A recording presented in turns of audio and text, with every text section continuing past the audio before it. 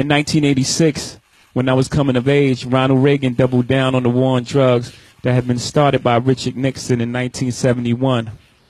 Drugs were bad, fried your brain, and drug dealers were monsters. The sole reason neighborhoods and major cities were failing. No one wanted to talk about Reaganomics and the ending of social safety nets, the defunding of schools and the loss of jobs in cities across America. Young men like me who hustled became the sole villain, and drug addicts lacked moral fortitude. In the 1990s, incarceration rates in the U.S. blew up. Today we imprison more people than any other country in the world. China, Russia, Iran, Cuba. All countries we consider autocratic and repressive. Yeah, more than them. Judges' hands were tied by tough on crime laws, and they were forced to hand out mandatory life sentences for simple possession and low-level drug sales. My home state of New York started this with Rockefeller laws.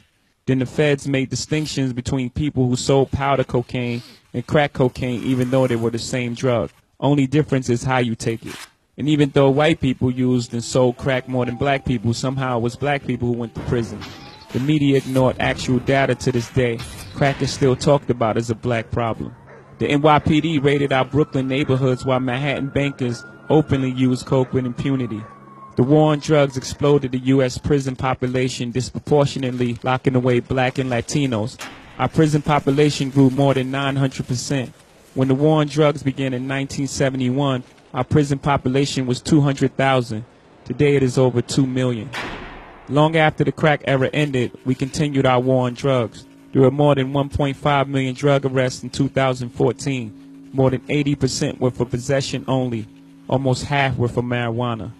People are finally talking about treating addiction to harder drugs as a health crisis. But there's no compassionate language about drug dealers. Unless, of course, we're talking about places like Colorado, whose state economy got a huge boost by the above-ground marijuana industry. A few states south in Louisiana, they're still handing out mandatory sentences for people who sell weed. Despite a booming and celebrated $50 billion legal marijuana industry, most states still disproportionately hand out mandatory sentences to black and Latinos with drug cases. If you're entrepreneurial and live in one of the many states that are passing legalized laws, you may still face barriers participating in the above-ground economy. Venture capitalists migrate to these states to open multi-billion-dollar operations, but former felons can't open a dispensary. Lots of times those felonies were drug charges, caught by poor people who sold drugs for a living, but are now prohibited from participating in one of the fastest-growing economies. Got it? In states like New York, where holding marijuana is no longer grounds for arrest, police issue possession citations in black and Latino neighborhoods at a far higher rate than other neighborhoods. Kids in Crown Heights are constantly stopped and ticketed for trees.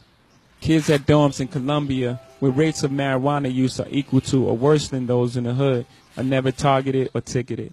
Rates of drug use are as high as they were when Nixon declared the so-called war in 1971.